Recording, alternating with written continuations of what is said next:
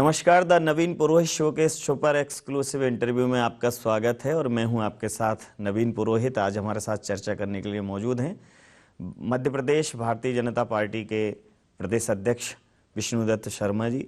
शर्मा जी, आपका IND24 में बहुत बहुत स्वागत है। धन्यवाद नवीन जी, बहुत बहुत। कहते हैं कि कितना भी खरा हो सोना, लेकिन स्वर्णकार ने स्वर्ण जब दियो अगन में डाल, कांप उठो पानी भयो देख परीक्षा काल। तो परीक्षा तो हो चुकी है, परिणाम की प्रतीक्षा है। परिणाम को लेके कितने आशान्वित थे नवीन जी? इस चुनाव में परिणाम को लेकर के आशान्वित ही नहीं, पूर्ण आशान्वित हूं। और भारतीय जनता पार्टी के टीम स्पिरिट के आधार पर, क्योंकि हम तो वो खिलाड़ी हैं जो टीम के साथ खेलते हैं, तो इसलिए हमारी पूरी टीम आशान्वित है कि इस बार मध्य प्रदेश के अंदर भारतीय जनता पार्टी इतिहास बनाएगी। इस चुनाव के अंदर विजय का इतिहास बनाएगी। और वो कह रहे हैं कि भारतीय जनता पार्टी इतिहास बन जाएगी। अब ये तो देश देख रहा है कि इतिहास कौन बन रहा है। उनके कहने से उन्हें अपने गहराई मंथन में चले जाना चाहिए कि देश के अंदर इतिहास बनने की ओर कौन अग्रसर है। आज कांग्रेस की पूरे भारत के अंदर जमानतें जब्त हो रही हैं, तो इतिहास कौन बन रहा है, ये तो इतिहास कह रहा है।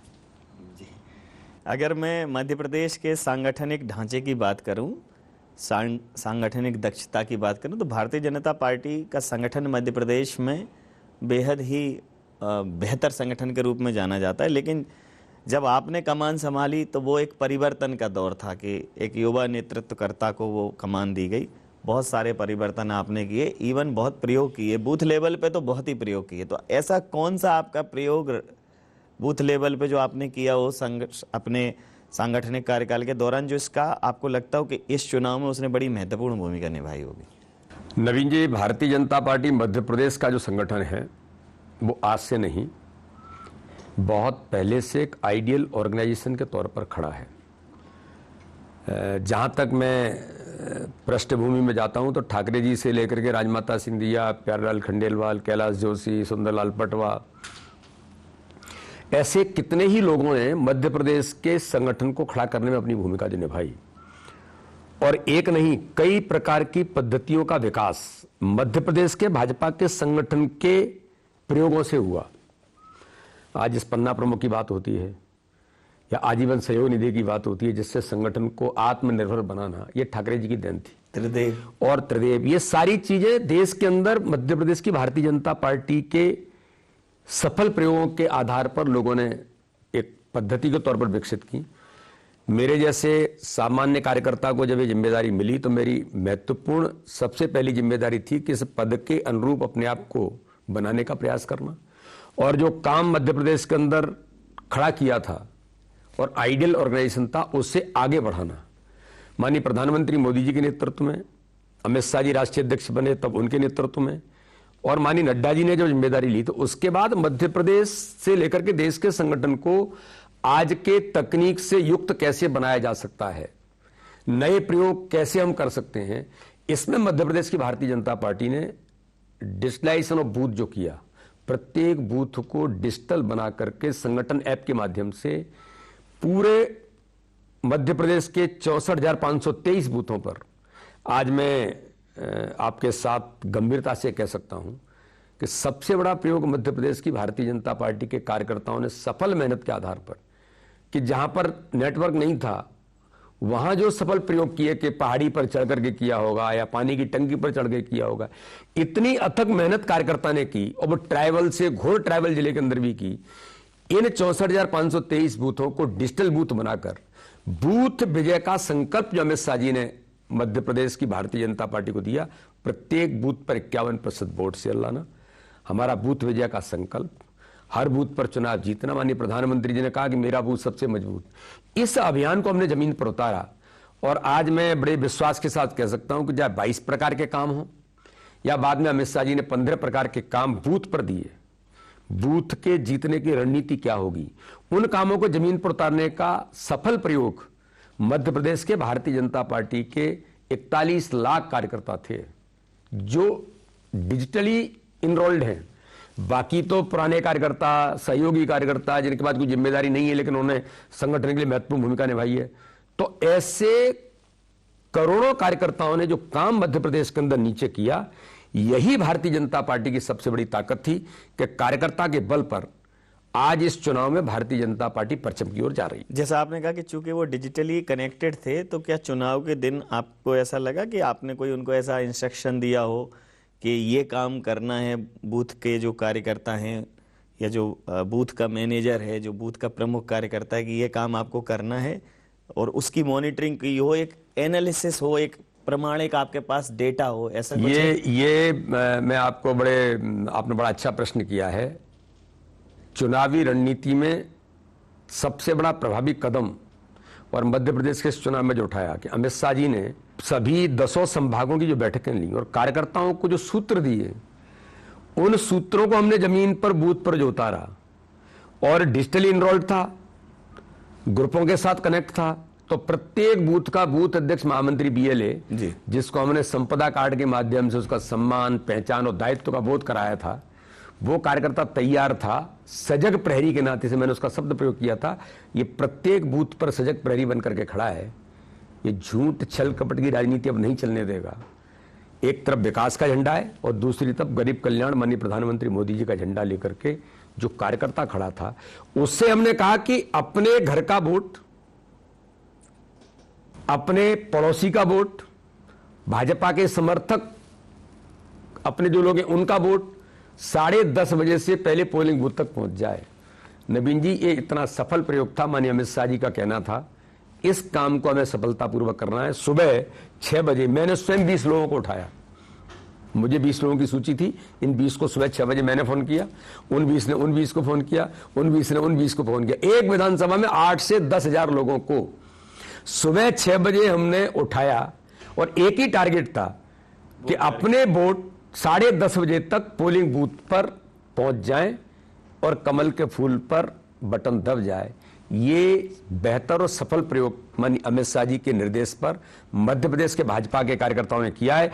और ये इस चुनाव का जो वोटिंग परसेंटेज बढ़ने की बात होती है, सारे अन्य चीजें भी हैं, लेकिन इससे पोलिंग बूथ में वोट में कन्वर्ट करने का काम किसी ने किया, तो इस योजना ने भारतीय जनता पार्टी के बूथ के कार्यकर्ता ने किया। और बूथ का कार्यकर्ता इस बार, मुझे तो गर्व है भारतीय जनता पार्टी के संगठन पर, अपने कार्यकर्ताओं पर, जिन्होंने नीचे बूथ पर ताकत के साथ एक्टिवेट होकर के काम किया। और ये केवल मैं नहीं कहता हूं, ये सभी लोग इस बात को मानते हैं, जो एजेंसीज है वो ही मानती हैं। जी, जैसे डबल इंजन की सरकार तो थी, लेकिन मध्य प्रदेश के चुनाव में डबल इंजन का संगठन भी दिखा। क्योंकि सरकार ठीक है, प्रधानमंत्री जी हैं, मुख्यमंत्री जी हैं भारतीय जनता पार्टी के, तो डबल इंजन की सरकार है, लेकिन डबल इंजन का संगठन दिखा। और इस डबल इंजन के संगठन में आप इस जो आपने कहा कि ये हमने एक मोमेंटम क्रिएट किया, एक एक्सपीडिशन चलाया इस अभियान को कि जागो और वोट डालो, वो भी 10:30 के पहले, कि उठो लाल अब आंखें खोलो वोट डालाओ, मुंह धो लो। तो ये आपको लगता है कि ये गेम चेंजर साबित हो सकता है? नहीं, गेम चेंजर साबित हुआ है। अगर पोलिंग परसेंटेज बढ़ने में जो सबसे बड़ी भूमिका, ये तो है ही। और एक बात जो हमने किया था कि हमने हर बूथ पर प्रधानमंत्री मोदी जी के आयुष्मान कार्ड, जो 5 लाख रुपए का फ्री का इलाज कराने का अधिकार देता है, हर बूथ पर लोग थे। 64 लाख प्रधानमंत्री आवास हर बूथ पर थे। गरीब को राशन 5 किलो अन्न प्रधानमंत्री मोदी जी ने हमारे मुख्यमंत्री के द्वारा जो दिया था, तो हर बूथ पर था। लाडली बहना योजना, जो 1,31,00,000 बहनें जिनको 1250 उनके खाते में जाता है, जिनको सम्मान मिला है, हमारे मुख्यमंत्री शिवराज सिंह चौहान ने दिया, वो हर बूथ पर थी। लाडली लक्ष्मी हर बूथ पर थी।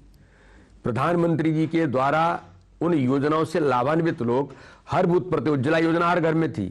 तो इन नेटवर्क ने उन लोगों को भी, जो भाजपा की ताकत है, प्रधानमंत्री मोदी जी के नेतृत्व की या मध्य प्रदेश के हमारी भारतीय जनता पार्टी की सरकार की नेतृत्व की गरीब कल्याण की योजना है, जो हितग्राही है, जो हर बूथ पर था ताकत के साथ, उसे भी कैसे हम अपने साथ लाते हुए पोलिंग बूथ तक पहुंचाने का काम जो बेहतर तरीके से बूथ के इस नेटवर्क ने किया। पहली बार मैं आपको कहता हूं, कार्यकर्ता हमें, बूथ का अध्यक्ष कह रहा था, भाई साहब पोलिंग होने में देरी हो रही है। वो अधिकारियों से लड़ रहा था, कितनी देर क्यों लग रही है साहब, ये लाइन लगी हुई है, ये जो बार बार बात आती है कि पोलिंग परसेंटेज बढ़ना और भाजपा के पक्ष के मतदान के पीछे ये आधार है कि वो कार्यकर्ता जो था, वो बूथ का कार्यकर्ता जो 3 साल से 2.5 साल से हम लगातार काम कर रहे थे, वो मोटिवेट एक्टिवेट होकर के मैदान में उतरा और उसने जो प्रयास किए, तो पहली बार अनुभव आया कि खुद कार्यकर्ता पोलिंग बूथ के जाकर के अधिकारी से लड़ रहा है कि साहब इतनी देर क्यों हो रही है। जिसमें स्वयं गया, विप आने में देर हो रही है। मैंने कहा यार इतना देर की गलती, दबाने में गलती तो नहीं हो गई, थोड़ी देर में विप आती है। मैंने कहा भी इतना समय क्यों लग रहा है। यानी भाजपा के बूथ के कार्यकर्ताओं को चिंता थी कि भैया वोट डलने में देरी हो रही है, लाइन ज्यादा लग रही है, और ये शाम को 6 बजे तक कार्यकर्ता करता रहा। ये सबसे बड़ी ताकत और सबसे बड़ा आधार है जी। अगर मैं, जैसा आपने योजनाओं की भी बात की, तो अगर संगठन की बात करें तो आपके जो सांगठनिक जो आपकी रीति नीतियां हैं, और अगर योजनाओं की बात करें तो लाडली लक्ष्मी, जो लाडली बहना, ये जो योजनाएं हैं, तो ऐसी योजनाएं तो कांग्रेस भी कह रही है। वो महिला सम्मान की बात कर रही है, आप तो फिर भी सेलेक्टिव है। वो तो कह रहे हैं सबको 1500 देंगे, 500 रुपए में चूल्हा देंगे, वचन दी है उन्होंने वचन दिए हैं। उन्होंने 2018 में भी वचन दिए थे। 798 वचनों में से आधा वचन पूरा नहीं हुआ। वो कहते हैं हम वचन देते हैं, आप वचन देते, बल्कि डिफाल्टर हो गए थे। वो मुख्यमंत्री जी पे आरोप लगाते हैं कि हम वचन देते हैं, वो प्रवचन और देते हैं। जिन मुख्यमंत्री पर वो आरोप लगा रहे हैं, उन मुख्यमंत्रियों ने 1,31,00,000 बहनों को उनके खाते में 1250 यानी 1250 वचन नहीं दिया, उनके खाते में पहुंचाया। जो कहा वो किया। 3,62,00,000 प्रधानमंत्री आवास, प्रधानमंत्री आयुष्मान कार्ड में 5 लाख रुपए का फ्री का इलाज कराने का अधिकार मात्र कहा नहीं, उन्हें प्रत्यक्ष दिया, उनको सिक्योरिटी दी, और 30 लाख लोग इलाज करा चुके हैं। अगर उन्हें इज्जत घर देने का काम किया 50 करोड़ से ऊपर, 50 लाख से ऊपर, तो किसने दिया? वो भारतीय जनता पार्टी की सरकार ने दिया। हर घर को राशन उपलब्ध कराने का काम किसी ने दिया? तो भारत के प्रधानमंत्री मोदी जी ने दिया। प्रधानमंत्री जी ने 1,17,000 करोड़ रुपए का इंफ्रास्ट्रक्चर मध्य प्रदेश को जो दिया। और उसमें एक बात उल्लेख करना चाहता हूं कि जब कमलनाथ जी की सरकार थी तब भी 2 लाख घर प्रधानमंत्री आवास में दिए थे, लेकिन कमलनाथ जी ने वो वापस कर दिए थे, गरीब को अधिकार न मिल जाए। 248 करोड़ रुपए जल जीवन मिशन के अंदर घर घर पानी नल से पहुंचेगा, जो माननीय प्रधानमंत्री मोदी जी का संकल्प है। तब कांग्रेस की सरकार थी, तब भी प्रधानमंत्री ने दिए थे। दुर्भाग्य के 248 करोड़ रुपए लैप्स होकर के चले गए थे। एक घर में नल से 20 से पानी नहीं पहुंचाया, क्योंकि इन्हें अवसर प्रधानमंत्री मोदी जी का नाम होगा। तो मोदी जी के मन में मध्य प्रदेश उस समय भी था जब कांग्रेस की सरकार थी, और जब भाजपा की सरकार बनी तो मोदी जी ने तो दिल खोलकर जो मध्य प्रदेश को दिया, और मध्य प्रदेश की गरीबों के संबल देने का काम माननीय प्रधानमंत्री ने मोदी ने किया। तो इसलिए तो हमारा अभियान था मध्य प्रदेश के मन में मोदी, और मोदी के मन में, और मोदी जी के मन में मध्य प्रदेश। अच्छा, आप चूंकि मध्य प्रदेश के सांगठनिक मुखिया, आप अगर 5 राज्यों की बात करें तो सबसे चहेते हुए फिर आप, क्योंकि खत तो आपको ही लिखा गया, आपके प्रदेश को लिखा गया। मतलब हमने सनम को खत लिखा और खत में BD शर्मा लिखा, खत में मध्य प्रदेश लिखा। तो खत लिखने वाले व्यक्ति को ऐसा न लगे कि खत लिख के उससे कोई खता हो गई, कोई गलती तो नहीं कर दी मध्य प्रदेश को दिल में बसा के। माननीय प्रधानमंत्री मोदी जी का जो आशीर्वाद है और उनके मन में जो होता है, तो मोदी है तो मुमकिन है। मध्य प्रदेश उनके मन में था और है और रहेगा। तो मैं तो नवीन जी कहता हूं कि अगर उनके मन में मध्य प्रदेश है तो मध्य प्रदेश की विजय सुनिश्चित है। लेकिन उधर कांग्रेस बना रही है, लिस्ट बना रही है, सूचियां बना रही है कि किसने गड़बड़ी की, अधिकारी कौन से ठीक से नहीं चला, और लोकतंत्र की व्यवस्था को किसने नुकसान पहुंचाया। तो वो तो सूचियां बनाने लगे। ये नवीन जी आपने बड़ी महत्वपूर्ण बात की है। इस पर बड़ा मंथन लोगों ने किया भी है कि कांग्रेस इस प्रकार की हरकतें क्यों कर रही है। यही हार की खींच का कारण है। संभावित हार के परिणामों को देख करके कांग्रेस ने बहुत पहले से काम शुरू किया, कर्मचारियों को धमकी देना। ये राजनीति में संकेत होते हैं कि कर्मचारियों को धमकी दे रहे, इसका अर्थ है कि इनका हिसाब किताब हो गया है। लोगों को इस बार कांग्रेस ने, आप कांग्रेस की सूची देखिए जो प्रत्याशी बनाए हैं, आदतन अपराधी और ऐसे लोग जिन पर इनाम डिक्लेयर्ड है, ऐसे लोगों को भी कांग्रेस ने प्रत्याशी बनाया। इसका आशय यह है कि कांग्रेस के पास स्वच्छ छवि के लोग नहीं थे, तो मूल उनकी जो प्रवृत्ति है अपराधीकरण की, उस अपराधीकरण की प्रवृत्ति पर कांग्रेस आई और उसी का दुष्परिणाम मध्य प्रदेश की जनता में दिखाई दिया कि किस प्रकार से इन्होंने जनता को भी धमकी देने का काम किया। भाजपा के कार्यकर्ता तो मैंने कहा था कि सजग प्रहरी बनकर के हर बूथ पर विकास और गरीब कल्याण के झंडे को डंडे में लगा करके बैठे थे कि इस बार हिसाब किताब करेंगे। ये जो आकर के झूठ बोल करके पिछली बार गलती से वोट तो हमें ज्यादा मिला था, 3-4 सीटों से गलती हो गई थी और इन्होंने मध्य प्रदेश के गरीबों के हक और अधिकार को छीना था। मिस्टर बंटाधार दिग्विजय सिंह के इशारे पर इस मध्य प्रदेश को फिर दुरावस्था के दौर में लेकर के गए थे। तो वो 15 महीने का दिन भी याद थे और 2003 का मध्य प्रदेश भी जनता को याद था। तो इस बार कार्यकर्ताओं ने कांग्रेस के इस प्रकार की चीजों को ताकत के साथ मैदान में उतर करके जवाब भी दिया है। पान के ठेले पर और चाय की दुकान पर भी जवाब दिया है, आंखों में आंख मिला करके। कहां विकास मध्य प्रदेश के अंदर किसी ने किया है तो भाजपा की सरकार ने किया है। तो ये जो था, इसलिए मैं ऐसा मानता हूं कि कांग्रेस हमेशा से झूठ छल कपट की राजनीति करने का जो प्रयास की, यही इसका एक उन्होंने इस प्रकार की चीजें, धमकी भरी चीजें इस पर फिर शुरू की थी। देखिए, मैं फिर से आप पे थोड़ा केंद्रित होता हूं कि आपका कार्यकाल समाप्त होने वाला था, भरोसा जताया उन्होंने, कहा नहीं आपके ही कार्यकाल में चुनाव होगा। बहुत बड़ा भरोसा था क्योंकि धुरी होता है अध्यक्ष प्रदेश के संगठन की। दूसरा फिर खत लिखा तो आपको लिखा। तो अगर नेहरू युवा केंद्र के समय से देखें, आपका टीम वर्क देखें, लोगों के साथ कनेक्शन देखें, तो प्रेम जो है जब ज़्यादा हो जाता है तो मोह में बदल जाता है, फिर कुछ गलत भी करवा लेता है। और अगर दूरी होती है तो फिर वो ऐसा होता है कि उपेक्षा में बदल जाती है कि दो बड़े होते समय आदमी चेंज हो गया। लेकिन अक्सर मैंने ये ट्रैक्टर्स पे, ट्रक पे लिखा हुआ देखा था कि कृपया उचित दूरी बनाए रखें। तो कैसे मेंटेन करते हैं आपके? बहुत ज़्यादा जोड़ते नहीं हैं और फिर छोड़ते भी नहीं हैं, बहुत बैलेंस रहता है। आपके साथ के सारे लोग चल रहे हैं, लेकिन ऐसा नहीं है कि भाई किसी एक पे आसक्ति हो या किसी एक की अपेक्षा की गई। बहुत बहुत बैलेंस करके ये एक छवि बनी है कि बीडी शर्मा है तो बैलेंस है, मोदी है तो मुमकिन ठीक है। मैं एक नया नारा करता हूँ, बीडी शर्मा है तो बैलेंस है। बहुत सारे यूथ को कनेक्ट किया, बहुत सारे जो वरिष्ठ थे उनको मनाया, और आप स्वयं बहुत यंग हैं तो बड़े लोगों को वो उनकी अपेक्षा ना हो जाए और नए लोग उनको मौका मिल जाए, तो बड़ी चुनौती थी। लेकिन सफलतम कार्यकाल रहा आपका इस लिहाज से। तो ये इसके पीछे जो है कितना सपोर्ट सिस्टम मिला ऊपर से? नवीन जी, एक बात भारत की राजनीति में प्रधानमंत्री नरेंद्र मोदी जी, देश के गृह मंत्री अमित शाह जी, नड्डा जी जैसे जो हमारे व्यक्तित्व हैं, इनकी आसक्ति किसी से नहीं है। निरपेक्ष भाव से राजनीति के एक एग्जाम्पल कोई भारत की राजनीति में बनाए तो प्रधानमंत्री मोदी जी और अमित शाह जी जैसे व्यक्तित्व हैं।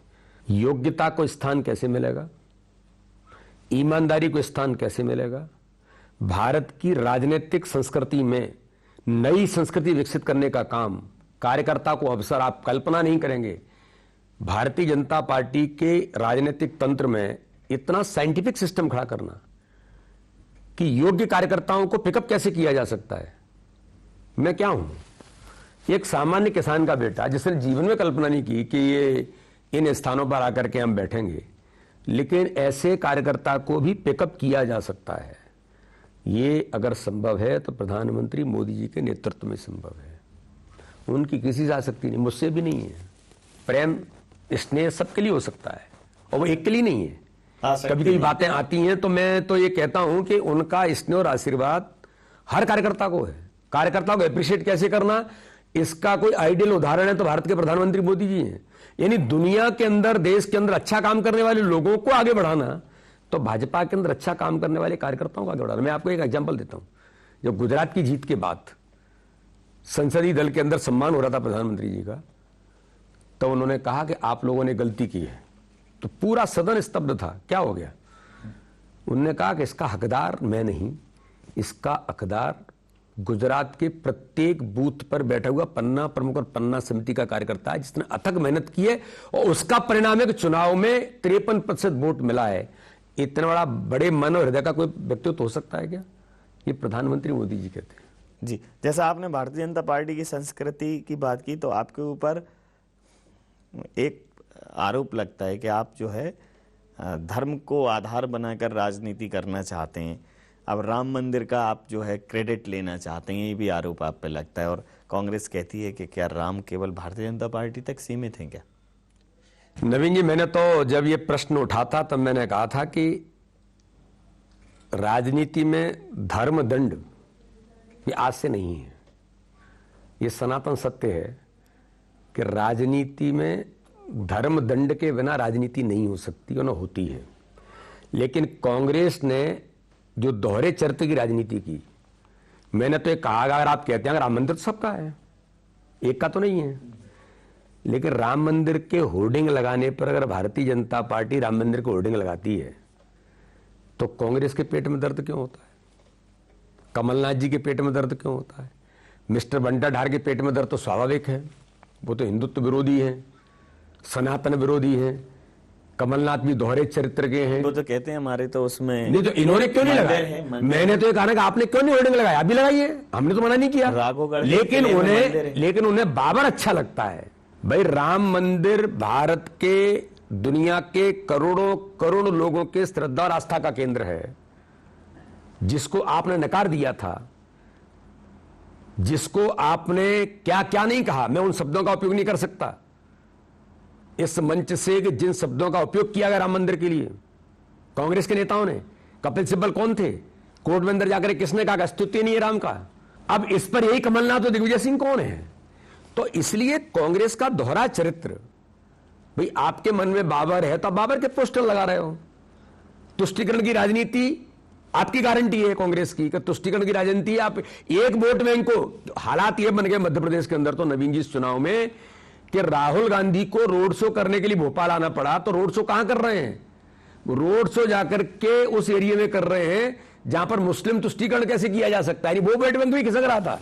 तो आपको क्या लगता है कि मुस्लिम भारतीय जनता पार्टी से छिटके हुए हैं? नहीं, भारतीय जनता पार्टी से कनेक्ट हो गए और प्रधानमंत्री मोदी जी पर जो अल्पसंख्यक समुदाय के भाई और बहनों का विश्वास जागृत हुआ है, ये मैं गर्व से कह सकता हूं कि प्रधानमंत्री मोदी जी के नेतृत्व में, वो कहते हैं, ईमानदारी से पूछिए कि आपके जीवन में बदलाव कब आया है, तो अल्पसंख्यक भाई और बहन तो कहती है हमारे जीवन को नरक से बाहर निकाल कौन लाया? तो प्रधानमंत्री मोदी जी लाए।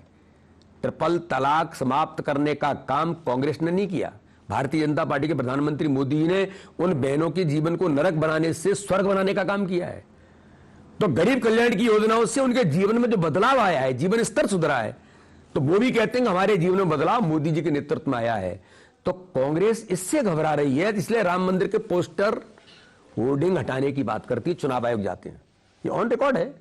दिग्विजय सिंह कमलनाथ चुनाव आयोग गए, उन्होंने कहा कि होर्डिंग हटाए जाए। इसका अर्थ क्या है?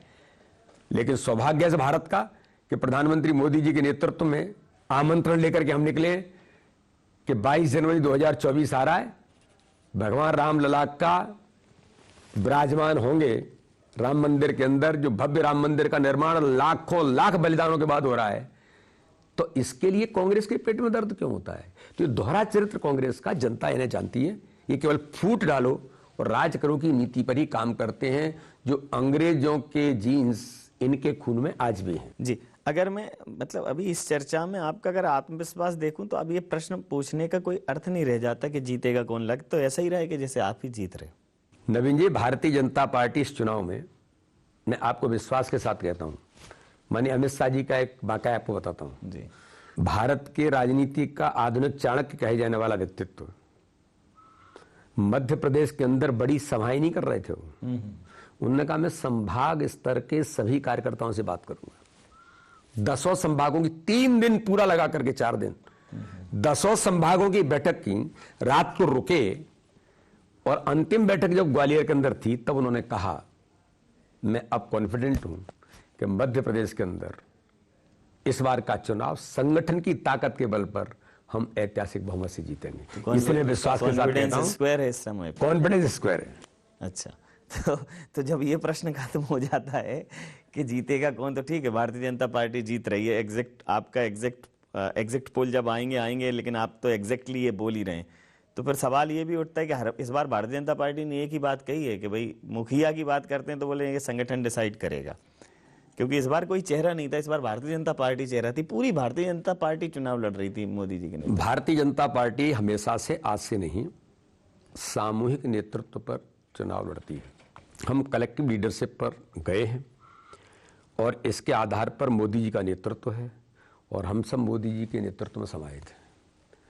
तो निर्णय करने का काम तो केंद्रीय नेतृत्व का है, तो उन्हें जो तय करना है और किसको क्या काम देना है ये नेतृत्व तय करता है। थोड़ा मैं माइथोलॉजिकल इमेजिनेशन कर रहा हूँ, अगर मैं पौराणिक कल्पना करूँ नाम के अनुसार, तो ब्रह्मा विष्णु महेश, ब्रह्मा जी जो सृष्टि को जिन्होंने उत्पन्न किया, रचा, और महेश जो संहार करते हैं, सृष्टि का अंत करते हैं, उसके बीच में जो है वो विष्णु सृष्टि के पालनहार।